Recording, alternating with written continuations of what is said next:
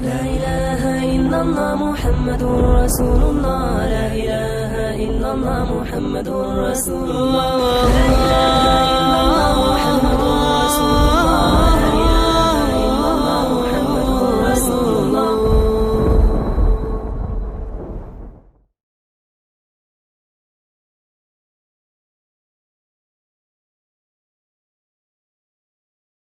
السلام علیکم ورحمۃ اللہ وبرکاتہ. الحمد للہ نحمده ونستعینه ونستغفره ونؤمن به ونتوکل علیہ ونعوذ باللہ من شرور انفسنا ومن سیئات اعمالنا. من يهده الله فلا مضل له ومن يضلله فلا هادي له. ونشهد أن لا إله إلا الله وحده لا شريك له. ونشهد أن سيدنا ونبينا ومولانا محمدا عبده ورسوله صلى الله تعالى عليه وعلى آله وأصحابه وبارك وسلم تسليما كثيرا كثيرا. أما بعد فأعوذ بالله من الشيطان الرجيم. بسم الله الرحمن الرحيم. كل نفس ذائقة الموت ثم إلينا ترجعون. صدق الله مولانا العظيم وصدق رسوله النبي الأمي الكريم ونحن على ذلك لمن الشاهدين والشاكرين والحمد لله رب العالمين. رب اشرح لي صدري ويسر لي أمري واحلل عقدة من لساني يفقه قولي. سبحانك لا علم لنا إلا ما علمتنا إنك أنت العليم الحكيم. اللهم انفعنا بما علمتنا وعلمنا ما ينفعنا. إن الله وملائكته يصلون على النبي يا أيها الذين آمنوا صلوا عليه وسلموا تسليما.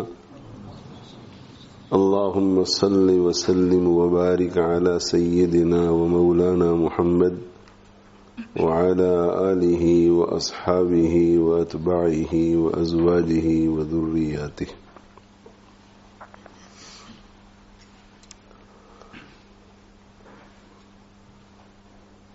اللہ تعالی شأنہ نے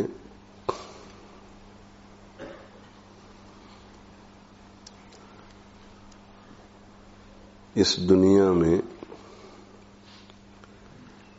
ایک خاص مقصد کے لیے اپنے بندوں کو بھیجنے کا جو ایک سلسلہ چلایا ہے، اس سلسلے کا تقاضا یہ ہے کہ ان کا مادیت سے بھی تعلق ہو اور روحانیت سے بھی تعلق ہو.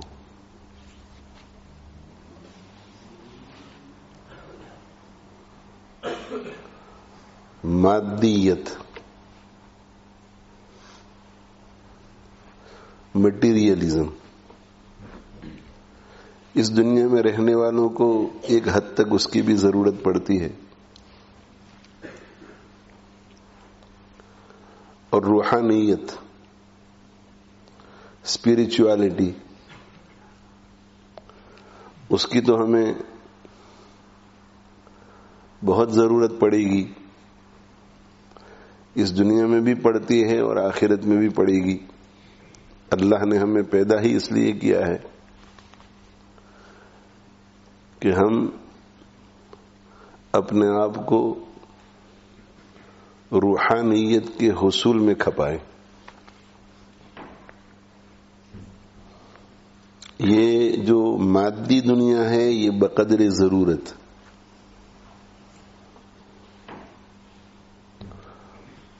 اس لیے کہ مادیت، یہ مٹیریلزم جو ہے یہ ہمیں قبر تک کام آنے والی چیز ہے، اور یہ دنیا ایک مسافر خانہ ہے، یہاں ہمیں ہمیشہ رہنا نہیں ہے۔ تو اگر کسی کو اتنا مل جائے جس سے وہ اپنی ضرورتیں پوری کرتے ہوئے قبر تک پہنچ جاوے اور اس دنیا سے عافیت کے ساتھ آخرت میں چلا جائے تو بس وہ کامیاب ہے۔ مٹیریلزم کی کامیابی کے لیے صرف اتنا کافی ہے کہ اس کو اتنا مل جاوے کہ وہ عافیت کے ساتھ اس دنیاوی زندگی کو گزار کر آخرت میں پہنچ جاوے۔ اس دنیاوی زندگی میں 50 سال، 60 سال، 70 سال، 80 سال جتنا بھی رہنا ہے تو اتنی مدت میں کھانے کو مل جاوے، بدن ڈھانپنے کے لیے کپڑے مل جاوے، سر چھپانے کے لیے ایک گھر مل جاوے،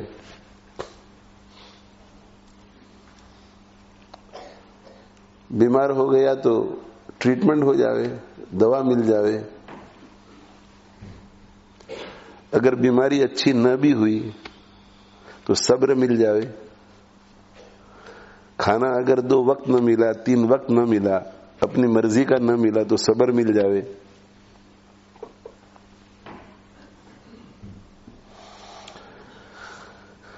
کپڑے نہیں ہے، صرف ایک جوڑی کپڑے ہیں، صبر مل گیا،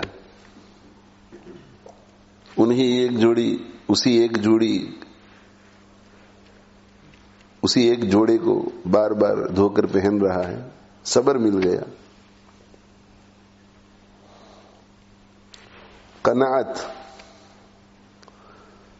قناعت مل جاتی ہے کہ بس اتنا میرے لیے کافی ہے۔ یہ قناعت بھی اللہ کی طرف سے ایک دولت ہے۔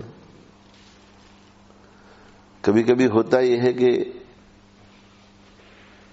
ملینئر بن جاتا ہے مگر پھر بھی قناعت نہیں، اور میں کچھ کر لوں، اور میں کما لوں۔ اور کبھی کبھی ہوتا یہ ہے کہ اتنا ہی ملتا ہے کہ دن میں 1 وقت کھا سکتا ہے مگر قناعت ہے کہ اٹس انف، الحمدللہ، شکر ہے اللہ۔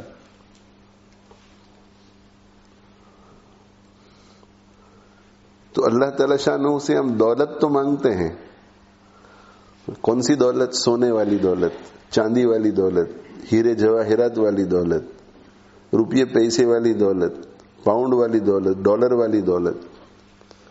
ہم اللہ سے قناعت والی دولت نہیں مانگتے۔ یہ اللہ قناعت عطا فرما، یہ اللہ قناعت عطا فرما۔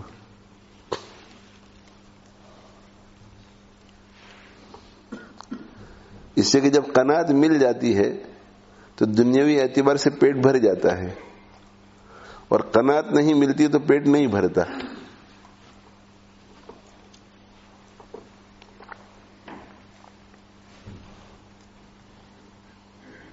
حدیث شریف میں آپ صلی اللہ علیہ وآلہ وسلم نے ارشاد فرمایا کہ کچھ لوگ ایسے ہوتے ہیں کالذی یاکل ولا یشبع، کہ کھاتا ہے مگر پیٹ نہیں بھرتا۔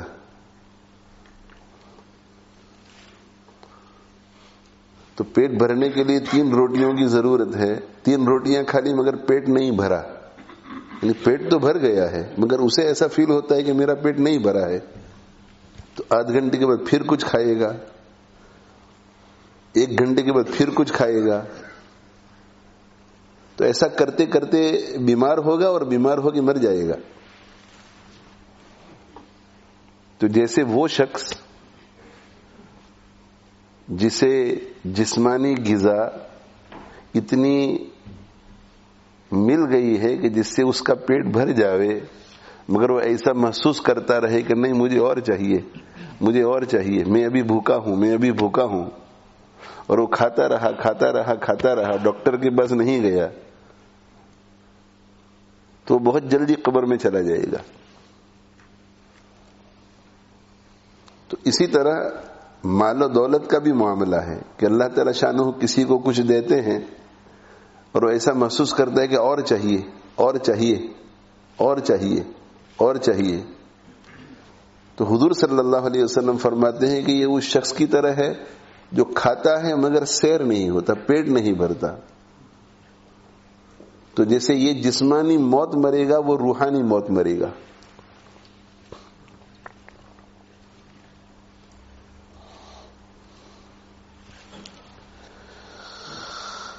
اللہ اکبر کبیرہ. تو اللہ تعالی شانہ سے یہ دعا کرو کہ اللہ قناعت عطا فرما, قناعت عطا فرما. آپ صلی اللہ علیہ وآلہ وسلم نے دعا بھی سکھائی ہے, اللہم قنعنی بما رزقتنی, اے اللہ جتنا آپ نے مجھے دیا ہے اس پر مجھے قناعت عطا فرما. یعنی جتنا آپ نے مجھے دیا ہے تو آپ مجھے ایسا بنا دے کہ اندر سے میں ایسا فیل کروں اور محسوس کروں کہ آئی ہیو گاٹ انف, میرے پاس الحمدللہ الحمدللہ.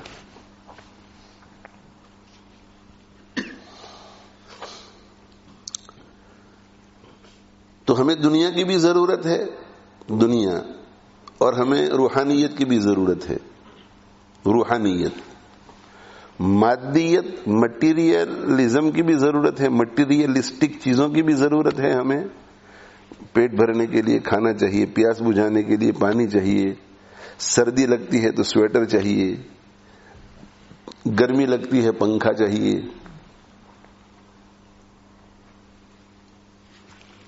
نیند آتی ہے تو بستر چاہیے.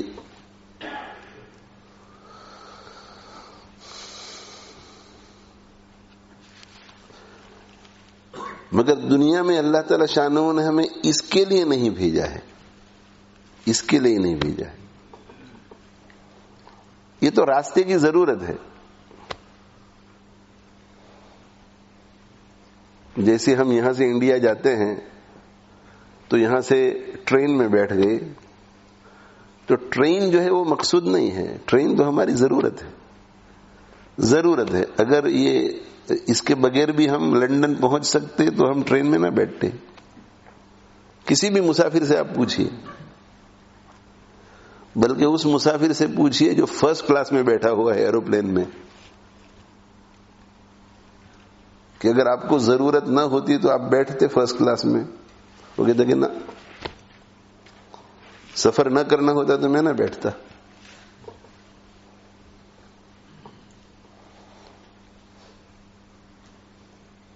تو یہ دنیا جو ہے, دنیا ہم اپنی ماں کے پیٹ سے یہاں آتے ہیں اور یہ ایک راستہ ہے. یہاں سے پھر ہم جاتے ہیں قبر میں, اور قبر سے آگے حشر میں, اور حشر کے بعد جنت یا جہنم.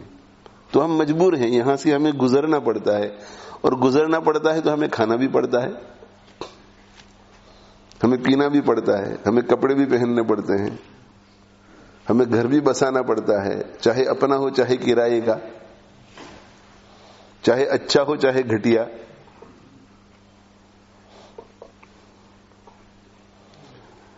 لیکن اسلامک پرسپیکٹو سے ہم دیکھیں, اسلامی زاویے سے دیکھیں تو دنیاوی اعتبار سے کامیاب وہ شخص نہیں ہے جو ملینئر بن جاوے, جو بلینئر بن جاوے. یہ بھی بہت اچھا ہے, اللہ کسی کو ملینئر بنائے, بلینئر بنائے, اور پھر وہ ان ملینوں اور بلینوں کے ذریعے اپنی آخرت بنائے, الحمدللہ. لیکن ایسا عموماً ہوتا نہیں ہے, عموماً ایسا ہوتا نہیں ہے. دنیا کی محبت میں پڑ جاتا ہے آدمی, لذتوں میں پڑ جاتا ہے, خوش عیشی میں پڑ جاتا ہے, عیاشیوں میں پڑ جاتا ہے, فضول خرچیوں میں پڑ جاتا ہے, کبر آ جاتا ہے, عجب آ جاتا ہے, دوسروں کو حقارت سے دیکھنا شروع کر دیتا ہے. لیکن اسلامی زاویے سے اگر کسی کو اتنی دنیا مل جاوے کہ وہ قبر تک آسانی سے پہنچ جاوے تو کہ بھئی یہ کامیاب, بس دنیا اتنی چاہیے. اور روحانیت کے اعتبار سے کامیاب ہونے کے لیے اتنی روحانیت مل جاوے کہ پوری زندگی دین پر، پوری زندگی دین کے مطابق گزارنے والا بن جائے، اتنی روحانیت مل جائے. اگر اتنی روحانیت ملی ہے کہ فجر ظہر تو پڑھ سکتا ہے مگر عصر مغرب عشاء نہیں، تو یہ ناکام ہے. 5 وقت کی نمازیں تو پڑھ لیتا ہے مگر روزے نہیں رکھتا، یہ ناکام ہے. اس کو اور اسپرچولیٹی چاہیے اور روحانیت چاہیے. روزے بھی رکھ لیتا ہے لیکن زکوٰۃ نہیں دیتا، نہیں، اس کے پاس اسپرچولیٹی انف نہیں ہے، ابھی روحانیت اور چاہیے. زکوٰۃ بھی دیتا ہے، حج بھی کر لیتا ہے، نفل حج بھی کرتا ہے، عمرے بھی کرتا ہے، مگر نظر کے گناہ سے نہیں بچ سکتا. ابھی اس کو اسپرچولیٹی چاہیے، انف نہیں ہے اس کے پاس. جیسے دنیا کے بارے میں ہم کیا کہیں گے؟ دنیا کے بارے میں ہم یہ کہیں گے کہ ایک شخص کو زندہ رہنے کے لیے ایک وقت میں 1 روٹی چاہیے اور اسے آدھی روٹی ملتی ہے تو ہم کہیں گے کہ ناٹ انف.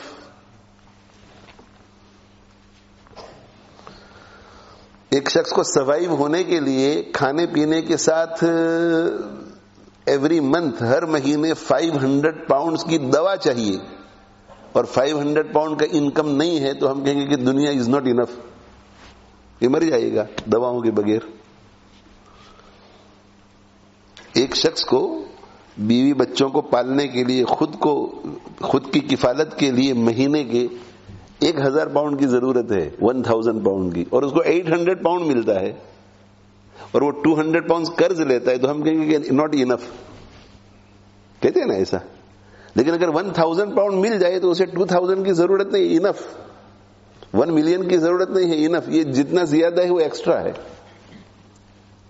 تو اسی طرح اگر کسی کے پاس اسپرچولیٹی اور روحانیت اتنی ہے کہ وہ تمام ڈوز، تمام احکام کو بجا لاتا ہے، فرائض واجبات کو، اور تمام حرام اور مکروہات تحریمیہ سے بچتا ہے تو ہم کہیں گے کہ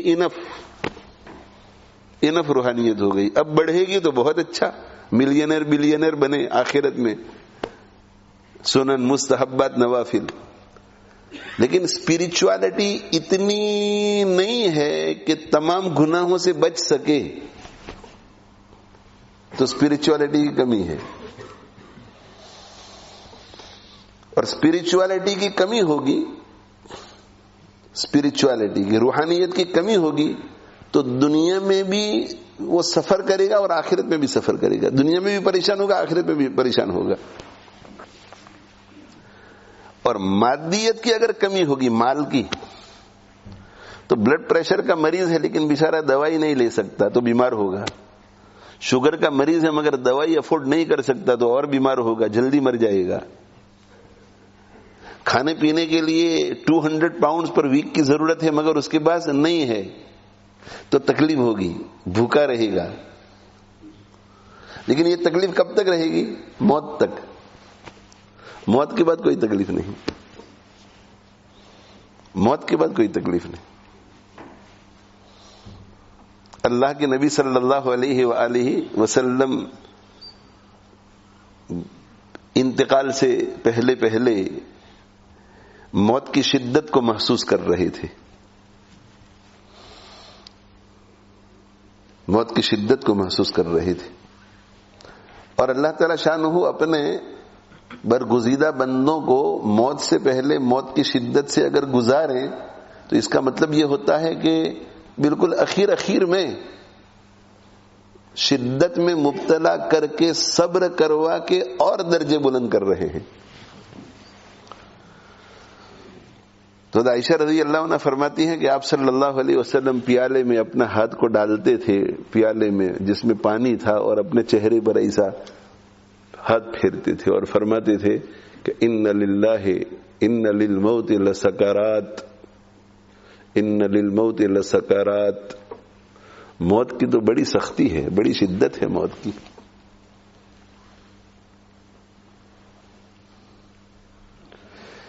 تو حضرت فاطمہ رضی اللہ تعالیٰ عنہا آئی اس حالت میں، اور ابو سے بہت محبت تھی. جب ابا جان کو دیکھا کہ بڑی تکلیف میں ہیں تو حضرت فاطمہ کہنے لگی واہ کرب ابا، ہائے میرے والد کا دکھ درد، واہ کرب ابا، ہائے میرے والد کا دکھ درد۔ تو یہ دنیا کی جتنی بھی تکلیفیں ہیں وہ کہاں تک ہے؟ قبر تک، قبر کے بعد نہیں۔ تو مٹیریلزم میں اگر کچھ کمی ہے تو تکلیف قبر تک، اور روحانیت میں اگر کچھ تکلیف ہے، کمی ہے، تو قبر تک بھی تکلیف اور قبر کے بعد ہمیشہ کے لیے تکلیف۔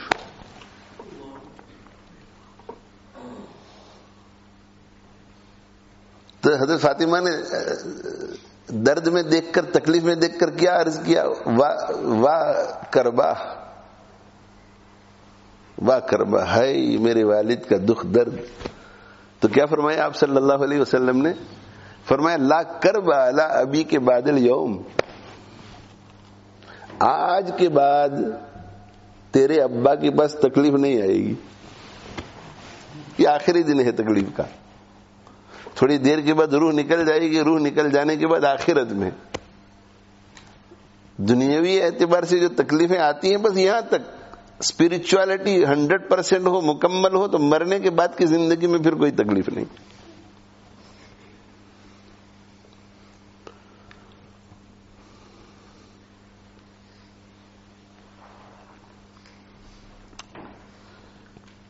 تو دنیا میں ہمیں مادیت، مٹیریلسٹک چیزوں کی بھی ضرورت پڑتی ہے، مگر وہ صرف پاس ہونے کے لیے، پاس ہونے کے لیے۔ آپ یہاں سے لندن سفر کر رہے ہیں اور ٹریفک جام میں آ گئے اور اتنی دیر لگی کہ آپ کو بھوک محسوس ہونے لگی، اور ابھی ٹریفک جام ہی میں ہے کہ دھیرے دھیرے دھیرے دھیرے ایک کیفی پر آپ آ گئے۔ اب کیفی پر سموسے نہیں ہے، پکوڑے نہیں ہے، بریانی نہیں ہے، کوفتے نہیں ہے، روٹی نہیں ہے، مگر بھوک بہت لگی ہے۔ تو آپ دیکھتے ہیں کہ یہ کیفے میں کیا چیز حلال ہے، تو پتا چلا کہ یہ جو ٹیونا فش کے سینڈوچ ہے یہ انگریڈینٹ میں سب ٹھیک ہے۔ آپ نے کھا لیے وہ اور آپ خوش ہیں۔ آپ خوش ہیں، کیوں خوش ہیں؟ اس لیے کہ آپ جانتے ہیں کہ ہم اس وقت مسافر ہیں، اور مسافر کو اتنی ضرورت ہوتی ہے جس سے گزارا ہو جاوے۔ لندن پہنچنے کے بعد بریانی بھی کھائیں گے اور پکوڑے بھی کھائیں گے۔ تو اللہ والے جتنے بھی ہوتے ہیں وہ 30 40 50 سال تک دنیا میں اسی طرح رہتے ہیں، 30 40 50 سال اسی طرح رہتے ہیں کہ جو مل گیا مل گیا۔ ابھی تو ہم کیفی پر ہیں، جب روح نکلے گی اور جنت میں پہنچ جائیں گے تو مزے کریں گے وہاں۔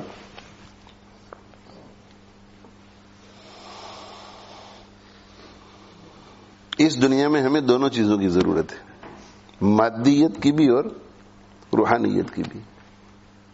اسی لیے ہم اپنے ابو کی قدر کرتے ہیں، اس لیے کہ ہماری مادی ضرورتیں ابو سے پوری ہوتی ہیں۔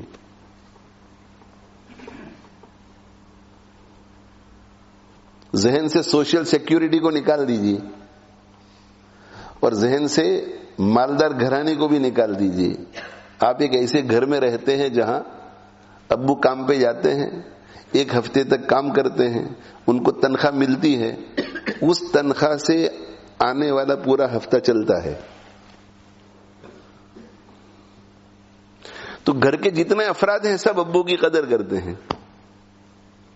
کہ جب تک ابو ہیں ہمارا کام چلتا رہے گا۔ جوتے چاہیے تو ابو سے پیسے مانگتے ہیں، ٹوپی چاہیے ابو سے پیسے مانگتے ہیں، عید آتی ہے نئے کپڑے چاہیے ابو سے پیسے مانگتے ہیں۔ اور اگر ڈاکٹر یہ کہہ دے کہ ابو کو کینسر ہو گیا ہے اور 4 درجے کا کینسر ہے، 4 درجے کا کینسر، اور اب چند مہینوں کے یہ مہمان ہیں اور سوشل سیکیورٹی وغیرہ کچھ نہیں، ویلفیئر اسٹیٹ نہیں ہے، تب بیوی فکر میں پڑ جائے گی، بچے فکر میں پڑ جائیں گے، ماں باپ فکر میں پڑ جائیں گے کہ بریڈ وینر تو یہی تھا گھر میں، ہمیں کھلائے گا کون، ہمیں پلائے گا کون، ہماری ضرورتیں کون پوری کرے گا۔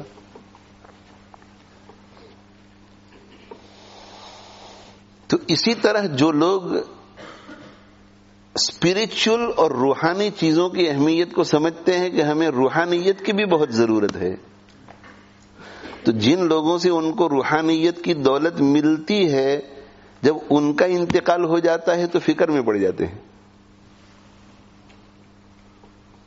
فکر میں پڑ جاتے ہیں. یہ جو یکی بعد دیگر بزرگان دین اٹھتے چلے جا رہے ہیں تو انا للہ و انا الیہ راجعون.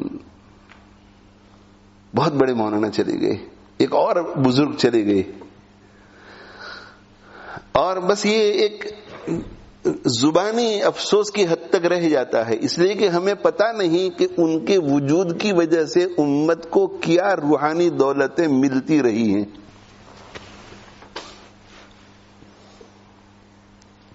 اللہ والے جن کا تعلق اللہ سے ہوتا ہے، جو روحانیت کی دولتیں تقسیم کرتے ہیں، وہ ایک تو عمومی دولت تقسیم کرتے ہیں، عمومی. جیسے ابو کماتے ہیں تو ایک تو عمومی کہ جہاں جہاں تک ہو سکتا ہے غریبوں پر بھی خرچ کر رہے ہیں، مسکینوں پر بھی خرچ کر رہے ہیں، یتیموں پر بھی خرچ کر رہے ہیں. اور دوسرا خاص خاص دولتیں کہ جن سے تعلق ہوتا ہے ان کو دیتے ہیں، اپنی بیوی کو، اپنے ماں باپ کو، اپنے بھائی بہنوں کو. تو مشائخ اعظام جو دنیا میں ہوتے ہیں، اللہ والے جو ہوتے ہیں، ان کی ایک تو خصوصی تقسیمیں ہوتی ہیں اپنے مریدوں، اپنے شاگردوں، جن سے ان کے تعلقات ہوتے ہیں، ان پر روحانیت تقسیم کرتے ہیں، وہ دعائیں کرتے ہیں، ان کی توجہات. اور ایک تقسیم ان کی عمومی ہوتی ہے، وہ پوری امت کے لیے تڑپتے ہیں، پوری امت کے لیے روتے ہیں، پوری امت کے لیے دعائیں کرتے ہیں.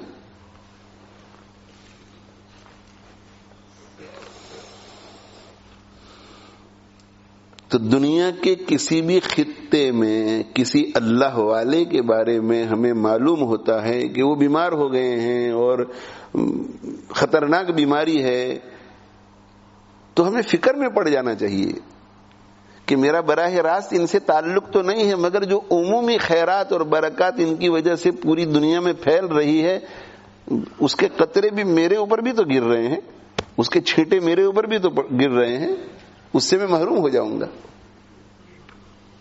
ہمارے شہر میں ایک اللہ والے ہیں، وہ بیمار ہو گئے اور ڈاکٹر نے کہا کہ اب تو فکر میں ہمیں پڑ جانا چاہیے، دعا کرنی چاہیے اللہ ان کی عمر میں برکت عطا فرما.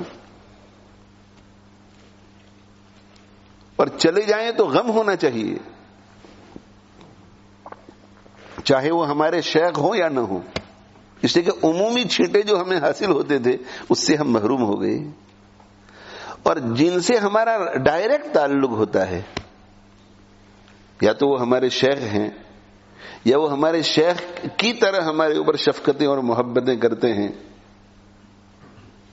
تو ان کے چلے جانے کی وجہ سے تو خصوصی جو برکتیں اور رحمتیں ہمیں ملتی تھیں، ان کی دعاؤں میں جو ہمارا خاص حصہ رہتا تھا، اس سے ہماری محرومی ہو جاتی ہے. اور اس کا ہمیں احساس اور ادراک نہیں ہوتا. اصل میں پیسے ہمیں نظر آتے ہیں نا، تو ابو انتقال کر جاتے ہیں تو پتہ چلتا ہے کہ وہ پیسے ملتے تھے اب نہیں مل رہے ہیں، لیکن روحانیت ہمیں نظر نہیں آتی. تو حضرت تشریف لے گئے، اس کی وجہ سے میری زندگی تو ٹھیک ٹھاک چل رہی ہے، مگر ترقی نہیں ہو رہی ہے وہ پتہ نہیں چلتا. بلکہ ہو سکتا ہے کہ حضرت کے جانے کے بعد اعمال میں کمی آ جائے، اس کا ہمیں احساس نہ ہو، یا یہ کہ اعمال ویسے ہی ویسے رہیں، مگر حضرت کے وجود کی وجہ سے، ان کی دعاؤں اور توجہات کی وجہ سے جو اخلاص تھا اس میں کمی آ گئی. حضرت انس رضی اللہ تعالیٰ عنہ فرماتے ہیں کہ اللہ کے نبی صلی اللہ علیہ وسلم کو دفن کر کے ہم نے ابھی ہمارے ہاتھ جاڑے تھے. ہاتھ جاڑے تھے، کتنی دیر لگی ہوگی؟ دفن کیا اور دفن کرنے کے بعد ہم نے ہاتھ جھاڑے تھے، مٹی ہاتھ جھاڑے تھے، اور کہا کہ بس ہاتھ جھاڑے تھے کہ ہم نے محسوس کیا کہ ہمارے دلوں میں تغیر آ گیا.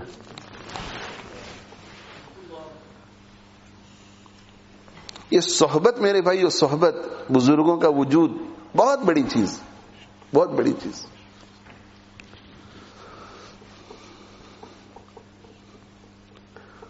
اسی لیے میں اپنے دوستوں سے کہا کرتا ہوں کہ ہم ایک مثال کے طور پر ہم اپنی ذات کو لے لیں کہ اسلامک دعوی اکیڈمی کی عمارتیں مکمل ہیں، ایک نظام جو ہے 24 آور کا چل رہا ہے، خانقاہی نظام بھی چل رہا ہے، تعلیمی نظام بھی چل رہا ہے، 5 وقت کی نمازیں بھی ہو رہی ہیں, جو بھی ایک نظام چل رہا ہے بنین میں, بنات میں, تو ہمیں ایسا لگتا ہے کہ بھئی الحمدللہ حضرت ایسے وقت پر گئے کہ ہم اچھے سیٹل ہو گئے ہیں, ایسے وقت پر حضرت گئے. نہیں, ایسا نہیں سوچنا چاہیے, ایسا نہیں سوچنا چاہیے. فکر ہوتی ہے, فکر ہوتی ہے کہ جن کا ہمارے سروں پر سایہ تھا وہ چلے گئے تو یہ سایہ چلا گیا ہمارے سروں سے. ایک دعا کا ایک اور دروازہ بند ہو گیا. حضرت ڈاکٹر اسماعیل میمن صاحب رحمہ اللہ تعالی MBBS تھے, ڈاکٹر تھے بائی پروفیشن.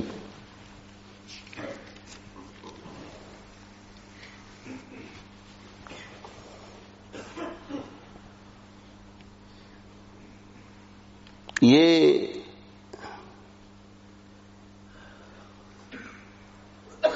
1956 کی بات ہے. 1956 حضرت فرماتے ہیں کہ میری ولادت کی تاریخ کا تو مجھے علم نہیں, پاسپورٹ میں 1936 لکھا ہے. تو ہو سکتا ہے 1936 ہو, 1937 ہو, 38 ہو, 35 ہو, لیکن 1956 میں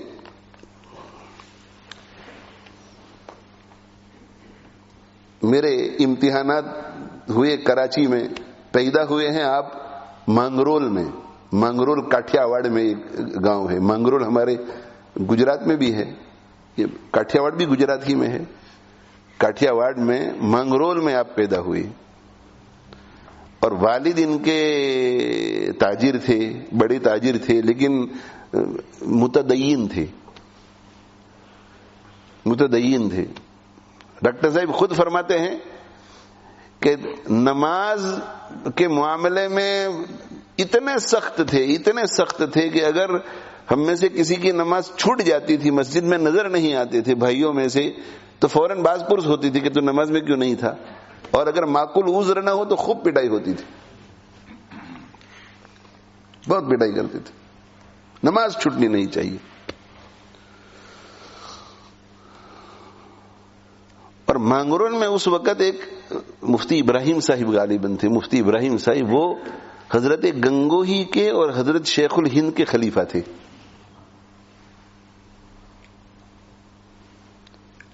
اور یہ کاٹھیا واڑ کے علاقے میں جو بدعت کا گڑھ تھا, جو اہل حق کی آواز وہاں پہنچی اور بدعتوں کا خاتمہ ہونا شروع ہوا, اس میں مفتی ابراہیم صاحب کا بہت بڑا کردار ہے.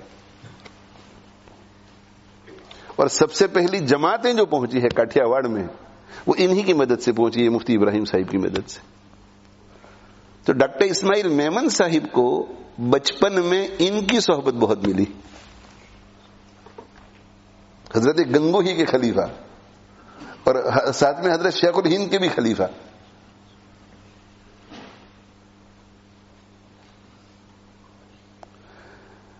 اور ڈاکٹر صاحب فرماتے ہیں کہ بچپن ہی سے مجھے نماز پڑھنے کا بہت شوق, مسجد میں وقت گزارنے کا بہت شوق, فارغ وقت میں مسجد کی صفائی وفائی میں لگا رہتا تھا, اور ان کی صحبت میں بیٹھا کرتا تھا. اور انہوں نے مجھے کچھ فارسی بھی پڑھانا شروع کیا تھا. اور پھر ہجرت کر کے حضرت چلے گئے کراچی, اور کراچی میں تعلیم کا سلسلہ شروع ہوا.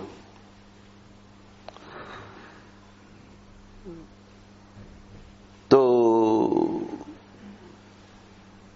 ڈاکٹر بننا تھا,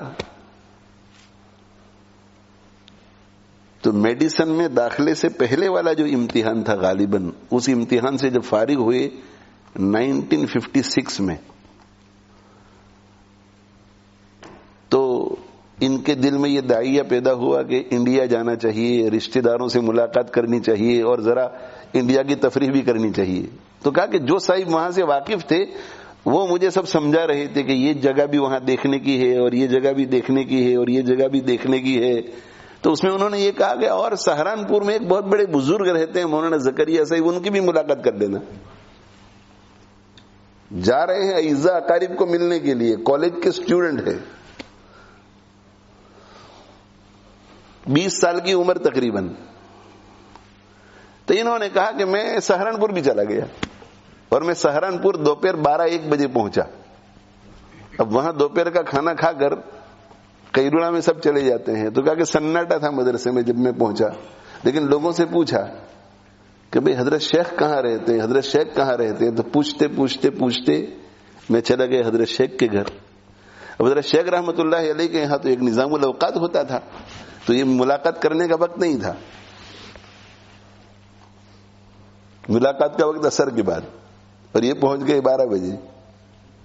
تو کہا کہ میں گھر میں، کچے گھر میں، حضرت شیخ کے گھر کا جو نام ہے کچا گھر کا، میں پہنچ گیا اور وہاں دستک دی اور بتایا کہ میں کراچی سے آیا ہوا ہوں اور حضرت شیخ کو ملنے کے لیے آیا ہوں. تو حضرت شیخ نے اندر مجھے بلا لیا. اس وقت حضرت جو ہے مریدوں کے خطوط لکھ رہے تھے، مریدوں کے خطوط کا جواب لکھ رہے تھے، اکیلے تھے. ہو سکتا ہے خادم کے پاس لکھوا رہے ہوں. تو کہا مجھے بلا لیا، اور میں کالج کا طالب علم تھا تو کپڑے بھی میں نے ویسے ہی پہنے تھے، سر پر ٹوپی بھی نہیں تھی. لیکن شیخ نے شفقت فرمائی، بے وقت گیا تھا پھر بھی بٹھایا مجھے اور پوچھا کہ کھانا کھایا ہے؟ میں نے کہا کہ نہیں کھایا. تو خادم سے کہا کہ ان کے لیے کھانا لاؤ. تو کہا حضرت شیخ رحمۃ اللہ علیہ کے سامنے بیٹھ کر میں نے اکیلے میں کھانا کھایا. اور شیخ اپنے کام میں لگے رہے اور تھوڑی دیر کے بعد مجھے دیکھتے تھے اور کھانے کو دیکھتے تھے. کھانا گھٹ تو نہیں رہا ہے، کھانا کھا رہا ہے کہ نہیں. جب کھانے سے میں فارغ ہو گیا تو حضرت رحمت اللہ نے فرمایا کہ ہمارے یہاں ظہر کی نماز 3 بجے ہوتی ہے، تو تم جا کر مہمان خانے میں آرام کرو، اور پھر ظہر کی نماز کے بعد تمہیں یہ صاحب مدرسہ دکھائیں گے. اور خادم سے کہا کہ جاؤ جا کر کے ان کو مہمان خانے میں چھوڑ دو، اور پھر نماز کے بعد تم ان کو مدرسہ دکھانا. کہا کہ مدرسہ دکھاتے دکھایا مدرسہ. تو میں نے دیکھا کہ شیخ الحدیث صاحب رحمۃ اللہ علیہ بخاری شریف پڑھا رہے ہیں. تو مدرسہ دیکھ کر فارغ ہونے کے بعد میں شیخ الحدیث کی درسگاہ میں جا کر بخاری شریف کے درس میں بیٹھا، اور اسی حالت میں ٹوپی کے بغیر، وہی وضاقتہ بھی میری صحیح نہیں تھی. عصر کی نماز ہوئی، عصر کے بعد حضرت کے ساتھ چائے پی. سبھی چائے پیتے تھے جو بھی حضرت کے پاس اس وقت آتے تھے. اور میں نے اجازت مانگی.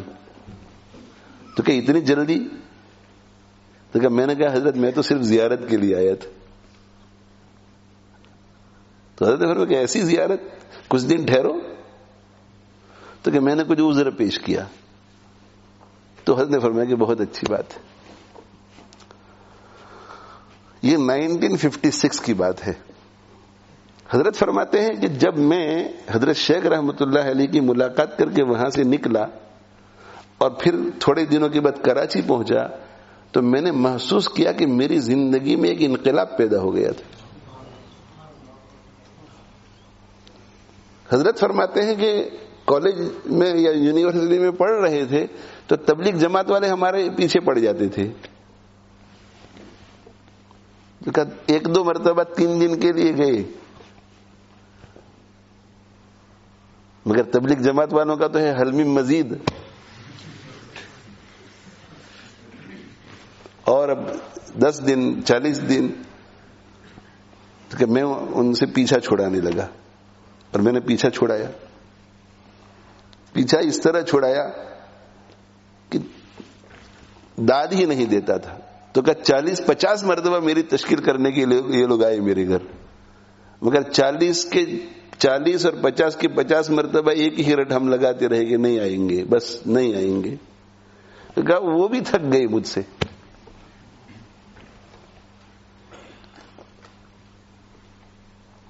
لیکن میں سہارنپور سے ہو کر کے آیا تو میرے دل میں داعیہ پیدا ہوا کہ مجھے جماعت میں جانا چاہیے.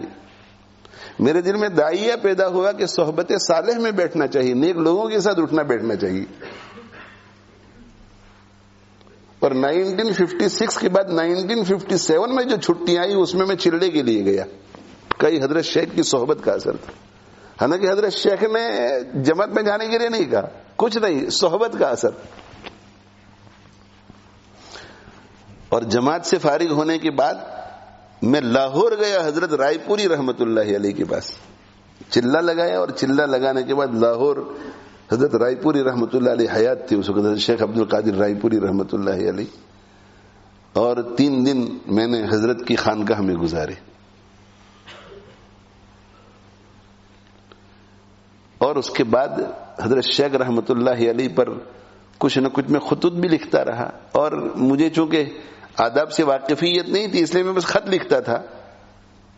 خط 2 بار جواب کے لیے کوئی انویلوپ وغیرہ نہیں بھیجتا تھا, مگر حضرت شیخ رحمت اللہ علیہ میرے جیسے ایک کالج کے طالب علم پر بھی کمال شفقت سے ہر خط کا جواب دیتے رہے.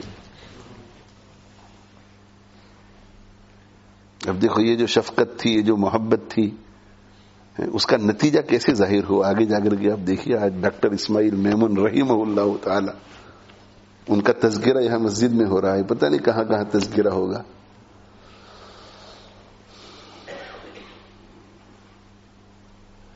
میں جب ایک مرتبہ امریکہ گیا تو میں نے میرے حضرت رحمت اللہ علیہ سے عرض کیا کہ حضرت میں امریکہ جا رہا ہوں, دعا فرمائیں.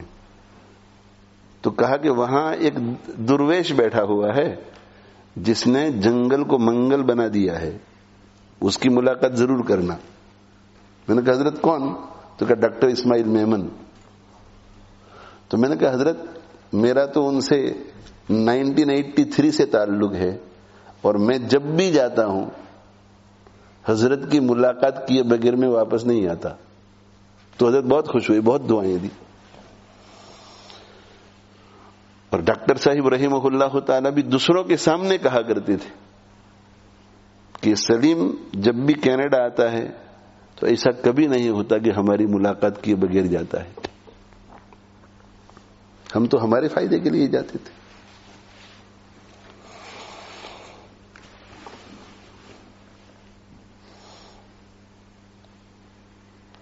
تو ڈاکٹر صاحب فرماتے ہیں کہ میں نے حضرت شیخ الحدیث مولانا زکریا صاحب رحمۃ اللہ علیہ پر اس کے بعد والی چھٹی کے بارے میں لکھا کہ میری چھٹیاں آ رہی ہے, آپ مجھے کیا مشورہ دیتے ہیں؟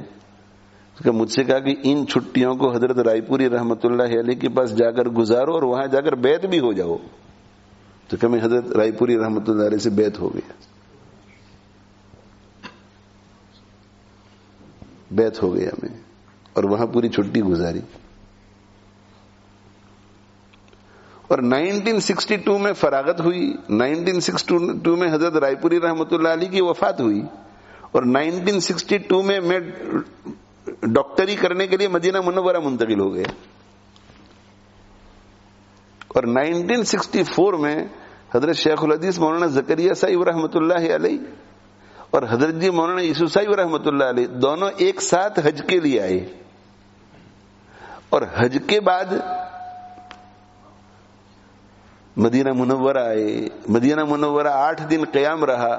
کہ اس وقت میں نے اپنا سارا وقت حضرت شیخ رحمۃ اللہ علیہ کے ساتھ گزارا. اور صوفی اقبال صاحب رحمۃ اللہ علیہ تھے, ایک بڑے بزرگ تھے, حضرت شیخ رحمۃ اللہ علیہ کے بڑے خلفاء میں سے.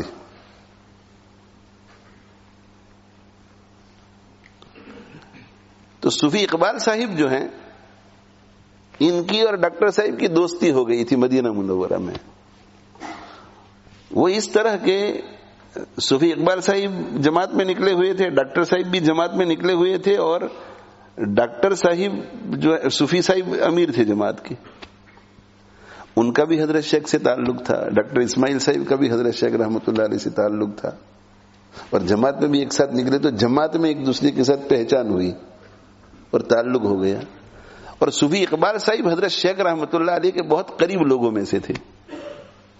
تو ڈاکٹر صاحب فرماتے ہیں کہ چونکہ صوفی صاحب سے میری دوستی ہو گئی تھی, اسے اس مرتبہ حضرت شیخ رحمۃ اللہ علیہ کے اور زیادہ میں قریب ہو گیا, اور میں نے بہت درخواست کی کہ آپ مجھے بیعت فرما لیں.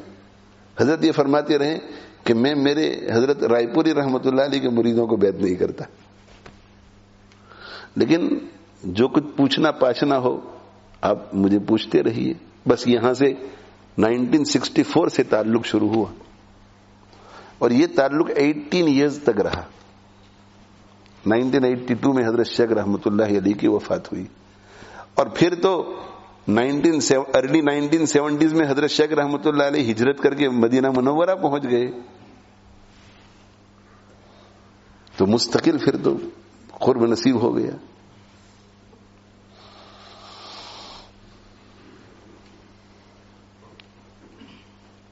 اور پھر حضرت شیخ رحمۃ اللہ علیہ کی وفات کے بعد اللہ تعالیٰ کو کیا منظور کہ یہ دین کی خدمت کی نیت سے حضرت شیخ رحمۃ اللہ علیہ کے خلفاء کے باہمی مشورے کے نتیجے میں مدینہ منورہ سے ہجرت کر کے گئے کینیڈا. اور کینیڈا گئے اور کینیڈا اور امریکہ کے بارڈر پر بفلو میں ایک جگہ انہوں نے خریدی اور وہاں لڑکوں کا مدرسہ شروع کیا. پھر ایک اور جگہ خریدی, وہاں لڑکیوں کا مدرسہ شروع کیا.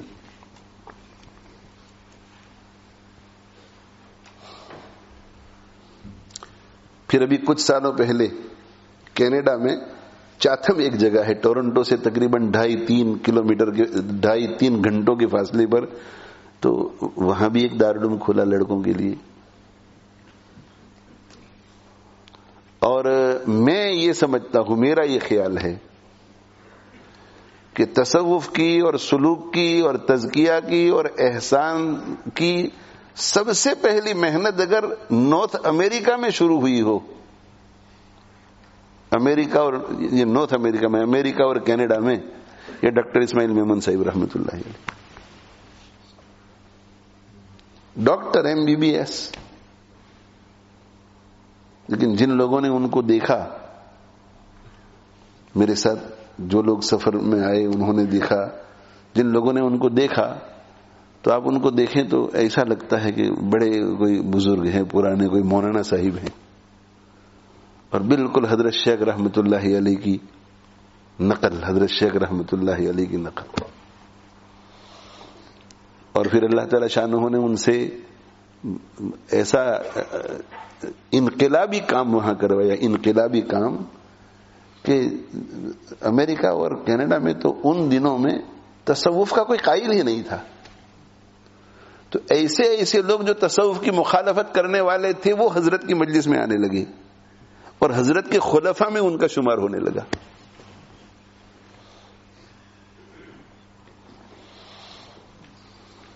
جم کر کے کام کیا حضرت نے, ماشاءاللہ تبارک اللہ. اور کتابوں کی تصنیف و تالیف ماشاءاللہ, کئی کتابیں من سے شہود پر آئی. تو 1980s مڈ 1980s میں ہوگا یا لیٹ 1980s میں, وہاں سے اب تک جو ہے وہ وہاں خدمت انجام دیتے رہے. اللہ تعالی شانو خوب قبول فرماوے, اللہ خوب قبول فرماوے, اللہ خوب قبول فرماوے. تو دیکھو, صحبت صالح تورا صالح کند, صحبت طالح تورا طالح کند. ایک صرف کسی کے کہنے کی وجہ سے ملاقات کرنے کے لیے چلے گئے, اللہ نے کیا سے کیا بنا دیا.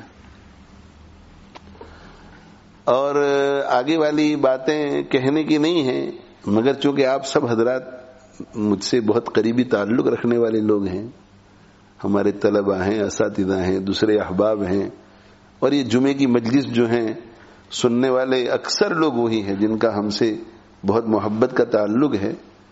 تو آپ کو یہ معلوم ہونا چاہیے کہ حضرت ڈاکٹر صاحب رحمۃ اللہ علیہ کی ہمارے اوپر بڑی شفقتیں رہی, تاکہ آپ کو معلوم ہو, اور جب معلوم ہوگا تو آپ کے دل میں ڈاکٹر صاحب رحمۃ اللہ علیہ کی مزید محبت پیدا ہوگی, اور اس کے نتیجے میں آپ حضرت کے لیے دعا بھی خوب کریں گے اور ایصال ثواب بھی خوب کریں گے.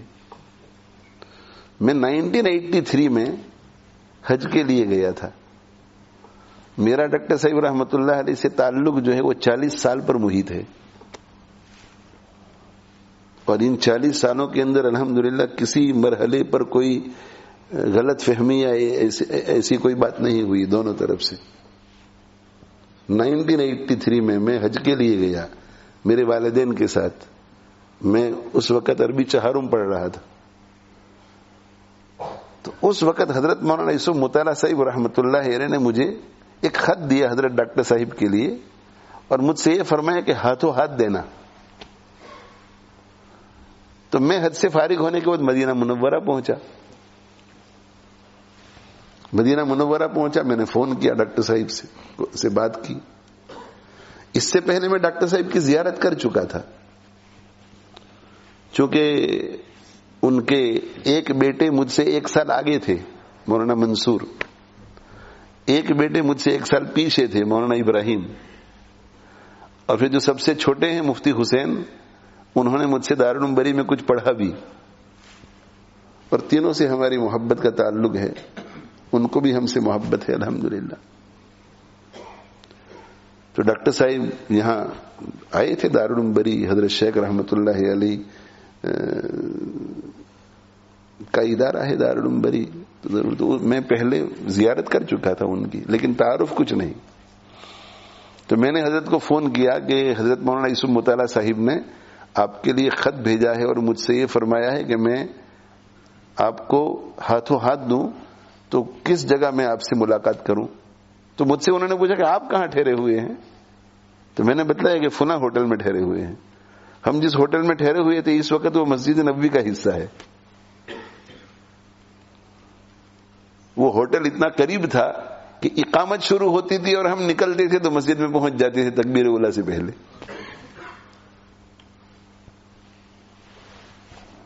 اس وقت وہ مسجد نبوی چھوٹی تھی.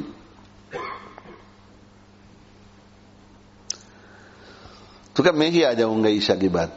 حضرت تشریف لائے. عشاء کے بعد ملاقات ہوئی, ہمارے والد صاحب سے بھی ملاقات ہوئی, خط لے لیا, اور پھر مجھ سے فرمایا کہ آئندہ کل تمہاری ہمارے گھر دعوت ہے, کون کون ہے تمہارے ساتھ. تو میں نے کہا کہ ہم اتنے لوگ ہیں کہ سب کی دعوت ہے کل ہمارے ساتھ, اور طریقہ یہ رہے گا کہ عشاء کی نماز پڑھ کر آپ لوگ سب یہاں پہنچ جاؤ, میں آپ کو لینے کے لیے یہاں آؤں گا.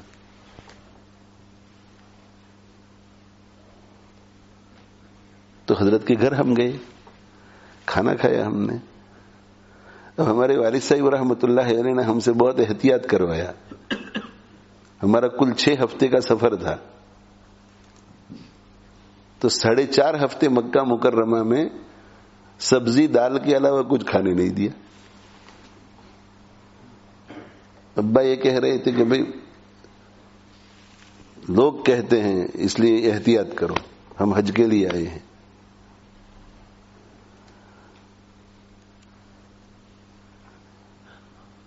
تو میری تو اس وقت عمر ہی 20-21 سال کی تھی. تو میں تو گھر پہنچنے کا انتظار کر رہا تھا کہ کب گھر پہنچے کہ کچھ ڈھنگ کا کھانا کھائیں. اور اس وقت ہماری یہ ہندوستانی پاکستانی وہاں ریسٹورنٹیں اتنی نہیں تھی, تو ابلے ہوئے چاول اور پتہ نہیں کیا کیا کھاتے تھے روزانہ. تو ڈاکٹر صاحب نے ہماری دعوت کہہ دی تو سب سے زیادہ خوشی مجھے ہوئی. میں نے کہا بھائی ڈاکٹر صاحب تو گجراتی ہے, مہمان ہے, تو ضرور اچھا کھانا ملے گا. اور واقعی بہت پرتکلف کھانا تھا, اور میں نے اتنا کھانا کھایا کہ میرے ابا بھی یوں گھر گھر کر مجھے دیکھتے رہے. میں نے کہا بھائی تم گھر گھر کر دیکھتے رہو, میں آپ کی طرف دیکھتا ہی نہیں. میں نیچے دیکھ کر کھاتا رہا, اور بات آئی گئی ہو گئی. میں یہاں آ گیا واپس, اور ہمیں تو ایسا تھا کہ خط ڈلیور کیا ہے ایک طالب علم نے. اب ڈاکٹر صاحب کو ہمیں کیا, ڈاکٹر صاحب اس کے بعد آئے 1-2 سال کے بعد دارالعلوم بری. تو میں نے پہچان لیا ہم نے. تو نماز میں آتے تھے, نماز سے اٹھ کر چلے جاتے تھے. باقاعدہ واعظ, نصیحت, بیان, ملاقات ایسے کچھ. ہم نے بھی سوچا کہ کبھی ٹکرا جائیں گے تو ملاقات کر لیں گے. تو حضرت مولانا یوسف مطالعہ صاحب رحمۃ اللہ علیہ نے مجھے 1-2 دن کے بعد کہا کہ ڈاکٹر صاحب سے تیری ملاقات ہوئی کہ نہیں. تو میں نے کہا کہ نہیں, میری ملاقات نہیں ہوئی ہے. تو کہا پھر ملاقات کرو, روزانہ تمہارے لیے پوچھ رہے ہیں. تو میرے دل پر اس کا بہت اثر ہوا کہ ہمارا تو کوئی تعلق نہیں. ہم نے تو وہاں صرف مدینہ منورہ میں ملاقات ہوئی, ان کے یہاں کھانا کھایا, مگر مجھے یاد رکھا تو میرے دل میں جگہ ہو گئی ڈاکٹر صاحب کے لیے, اور میں مستقل ملنے کے لیے گیا.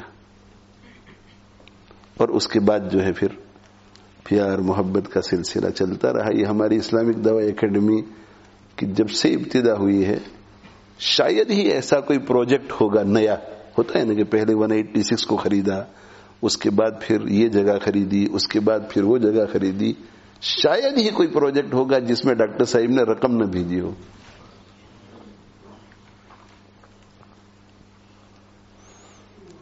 اور ایک مرتبہ تو حج کے ایک دن پہلے, آخری دن, حضرت ظہر کی نماز کے بعد روانہ ہو رہے ہیں مکہ مکرمہ کے لیے, اور ان کو کسی کے ذریعے پتا چل گیا کہ میں آیا ہوں اور میں فلاں ہوٹل میں ٹھہرا ہوا ہوں. تو حضرت مجھے ڈھونڈتے ڈھونڈتے آئے اور ظہر کے بعد میرے کمرے پر دستک دی. میں نے دروازہ کھولا تو حضرت تھے.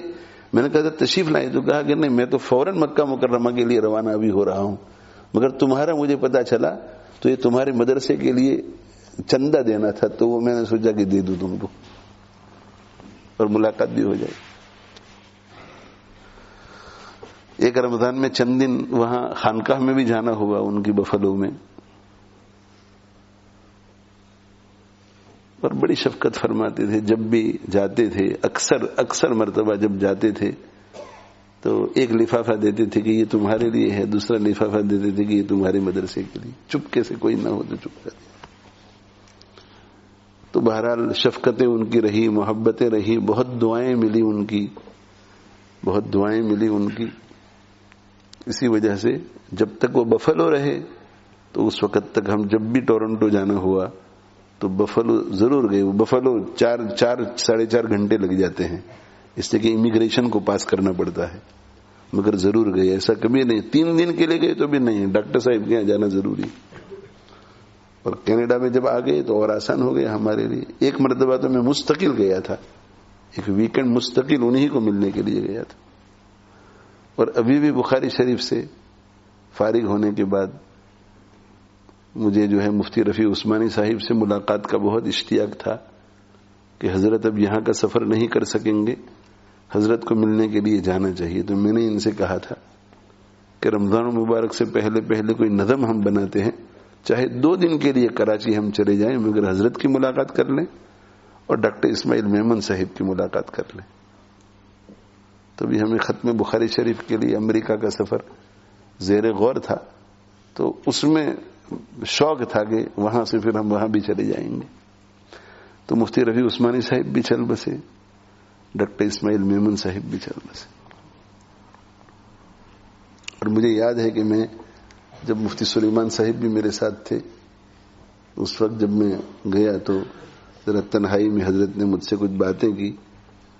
تو اس وقت وہی پیار محبت کی کچھ باتیں ہوئی. تو مجھ سے پوچھا کہ 1983 میں جب تم میرے یہاں آئے تھے, اس وقت سے لے کر اب تک تم نے میری طرف سے محبت میں کوئی کمی کسی مرحلے پر محسوس کی؟ میں نے کہا نہیں حضرت.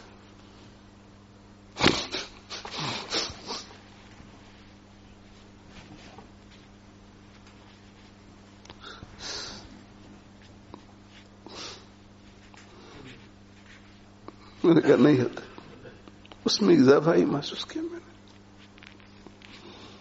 نے اضافہ ہی محسوس کیا.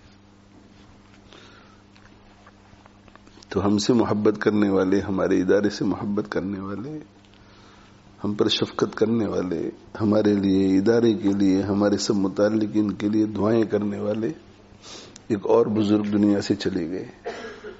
ہم ان کے لیے دعا کرتے ہیں کہ اللہ تعالی شانہ ان کی لغزشوں کو معاف فرمائے, ان کے درجات کو بلند فرمائے, اعلی علیین میں انہیں جگہ عطا فرمائے, انبیاء, صدیقین, شہداء, صالحین کی رفاقت عطا فرمائے.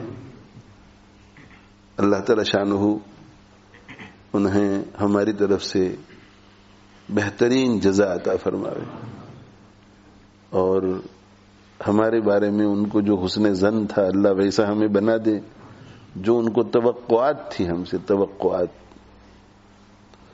اللہ تعالی شانہ ان توقعات کے مطابق ہمیں زندگی گزارنے کی توفیق دے, اور اللہ تعالی شانہ قیامت کے دن ایسے بزرگوں کو منہ دکھانے کے ہمیں قابل بنائے.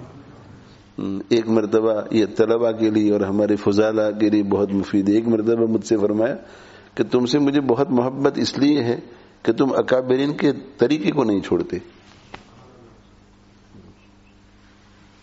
تو میں نے عرض کیا, میں نے کہا حضرت میں تو خود کچھ جانتا وانتا نہیں ہوں, بس اسی لیے بزرگوں کے طریقے کو پکڑ کے چلنے کی کوشش کرتا ہوں. تو کہا کامیابی اسی میں ہے, کامیابی اسی میں ہے.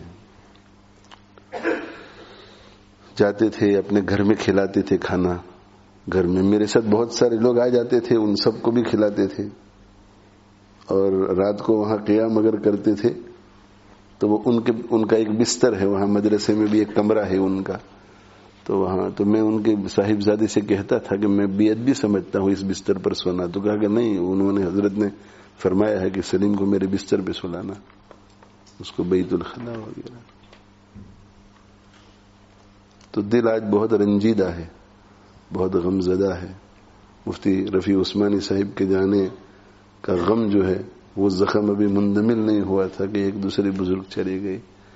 بس میرے بھائیوں, اسی طرح نیک لوگ ایک ایک کر کے چلے جائیں گے.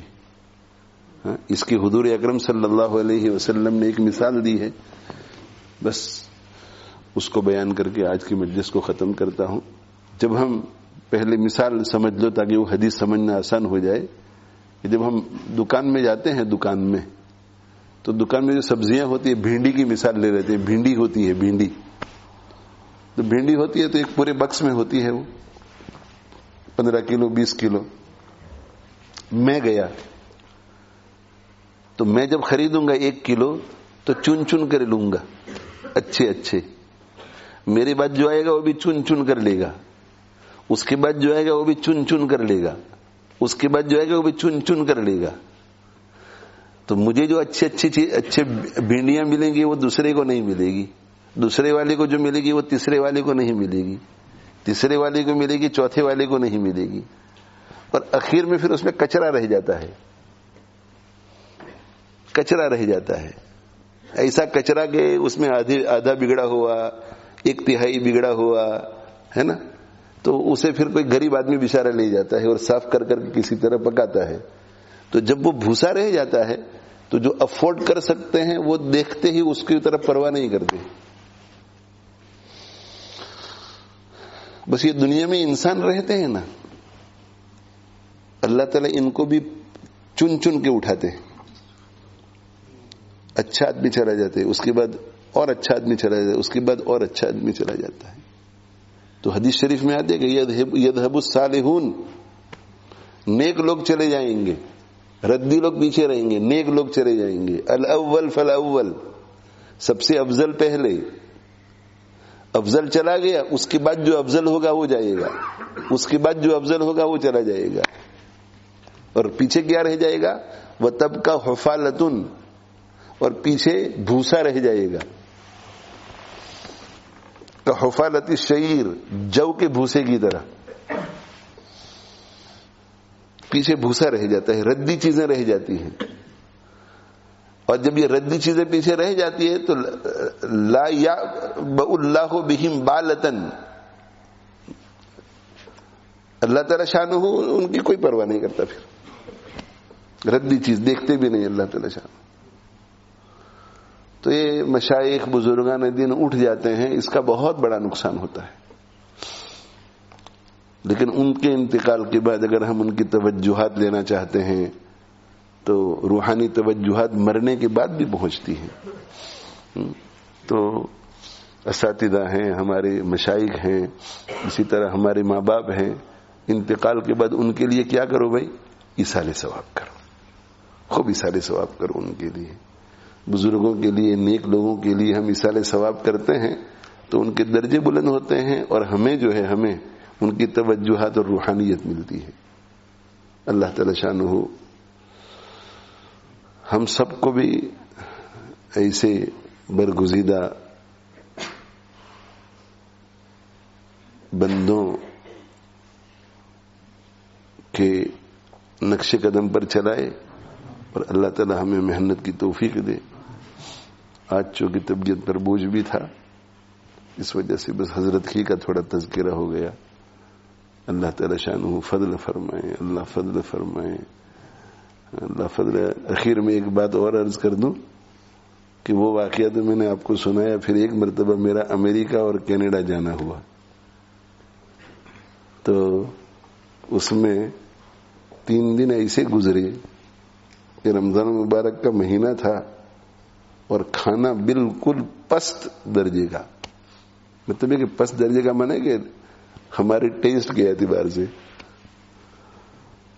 تو میری تو الحمدللہ طبیعت ہے کہ جو بھی آپ دسترخوان پہ رکھ دو میں تو کھا لیتا ہوں. دال رکھ دو، مونگ رکھ دو، لیکن وہ ایک خاص طریقہ ہوتا ہے نا مسالے کا. تو دوسرے علاقے کے لوگ اگر پکاتے ہیں تو وہ گوشت بھی پکاتے ہیں تو ویسا نہیں ہوتا.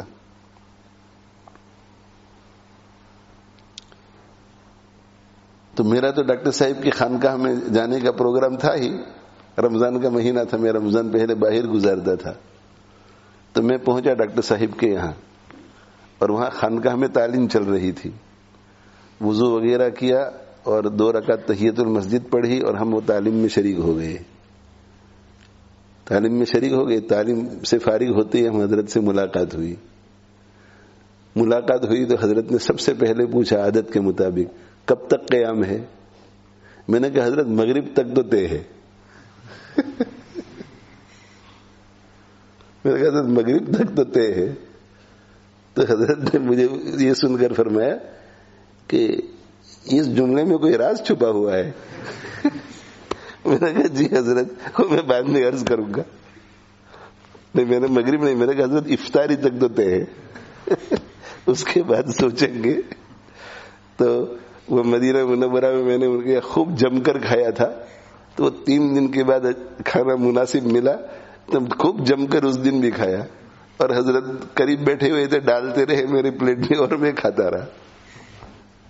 تو وہ مجھے مدینہ والا واقعہ یاد آ گیا. بہرحال بس یہ میرے اوپر اللہ کا بہت بڑا فضل ہوا ہے کہ بزرگوں کی محبتیں ملی ہیں، اور پتہ نہیں ان کی محبتیں نہ ملتی تو کس وادی میں بھٹک رہے ہوتے. اللہ ان سب کو جزائے خیر دے. جو حضرات باقی ہیں اللہ تعالیٰ ان کے درجے بلند فرمائے، اللہ ان کے درجے بلند فرمائے، اللہ ان کے درجے بلند فرمائے. آپ سب حضرات سے درخواست ہے کہ ایصال ثواب بھی کیجیے اور دعا بھی کیجیے، اور ہمارے سلسلے کے جتنے اکابر ہیں، جتنے مشائخ ہیں آپ صلی اللہ علیہ وسلم تک، اور جن جن بزرگوں کی شفقتیں محبتیں میرے اوپر رہی، جن لوگوں کی وساطت سے ظاہری علوم پہنچے، باطنی علوم پہنچے، ان سب کو اور ان سب کے سلاسل کو دعاؤں میں بھی یاد رکھیے اور ان کو ثواب بھی پہنچائیے. وآخر دعوانا الحمدللہ رب العالمین. یہ بھی دعا کیجیے کہ اللہ تعالی شانہ ان کے 4 بیٹے ہیں ماشاءاللہ، اللہ تعالی شانہ ان میں ان کے والد صاحب کے سارے اوصاف منتقل فرمائیں اور حضرت کی نسبت بھی ان میں منتقل فرمائیں، اور ان کے ذریعے اللہ خوب کام لے. اور یہ بھی دعا فرمائیں کہ اللہ تعالی ان کے جو بھی کام ہے جو پیچھے چھوڑ کر حضرت گئے ہیں، حضرت کی کتابیں ہیں، حضرت کے ادارے ہیں، اللہ تعالیٰ انہیں دن دگنی رات چگنی ترقیات سے مالا مال فرمائے. اللہ تعالیٰ جو بیٹے ہیں ان سب کو خوب ہمت دے اور خوب پیار اور محبت اور اتفاق کے ساتھ اپنے والد کے لگائے ہوئے باغ کی پوری نگرانی اور آبیاری کے لیے ان کو قبول فرمائے. ان کی صالحیتوں اور صلاحیتوں میں مزید برکت عطا فرمائے، مزید جلا بخشے. وآخر دعوانا الحمدللہ رب العالمین وصلی اللہ علی نبینا محمد وعلی آلہ واصحابہ اجمعین. اللہم لک الحمد کالذی تقول وخیرا مما نقول. اللہم لک الحمد کما انت اہلہ فصل وسلم علی سیدنا محمد کما انت اہلہ وفعل بنا ما انت اہلہ فإنك أهل التقوى وأهل المغفرة. ربنا اغفر لنا وتب علينا إنك أنت التواب الرحيم. ربنا اغفر لنا وتب علينا إنك أنت التواب الرحيم. ربنا اغفر لنا وتب علينا إنك أنت التواب الرحيم. يا مصرف القلوب صرف قلوبنا على طاعتك. يا مقلب القلوب ثبت قلوبنا على دينك. اللهم احفظنا من كل بلاء الدنيا وعذاب الآخرة.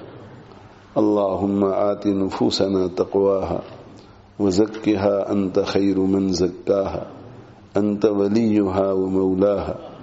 اللهم أصلح لنا شأننا كله ولا تكلنا إلى أنفسنا طرفة عين ولا تنزع منا صالح ما عاتيتنا. اللهم وفقنا لما تحب وترضى واجعل آخرتنا خيرا من الأولى. اللهم زينا بزينة الإيمان واجعلنا هداة مهتدين. اللهم رب ارحمهما كما ربياني صغيرا. اللهم اجعل حركاتنا وسكناتنا كلها في محبتك وتقواك. اللهم لا تؤمنا مكرك ولا تنسنا ذكرك ولا تهتك عنا سترك ولا تجعلنا من الغافلين. اللهم اجعل وساوس قلوبنا خشيتك وذكرك واجعل همتنا وهوانا فيما تحب وترضى. اللهم اشف مرضانا وارحم موتانا. اللهم اشف مرضانا وارحم موتانا. اللهم اشف مرضانا وارحم موتانا. اللهم اغفر له وارحمه وعافه واعف عنه واكرم نزوله ووسع مدخله واغسله بالثلج والماء والبرد ونقه من الخطايا كما ينقى الثوب الأبيض من الدنس. اللهم أبدله دارا خيرا من داره وزوجا خيرا من زوجه وأهلا خيرا من أهله. اللهم أعيذه من عذاب القبر وأعيذه من عذاب النار. اللهم لا تحرمنا أجره ولا تفتنا بعده. اللهم ربنا اغفر لنا. اللهم ربنا تقبل منا إنك أنت السميع العليم وتب علينا إنك أنت التواب الرحيم. وصلى الله تعالى على خير خلقه سيدنا ومولانا محمد وآله وصحبه أجمعين برحمتك يا أرحم الراحمين. آمين. سبحان الله والحمد لله ولا إله إلا الله والله أكبر. سبحان الله والحمد لله ولا إله إلا الله والله أكبر.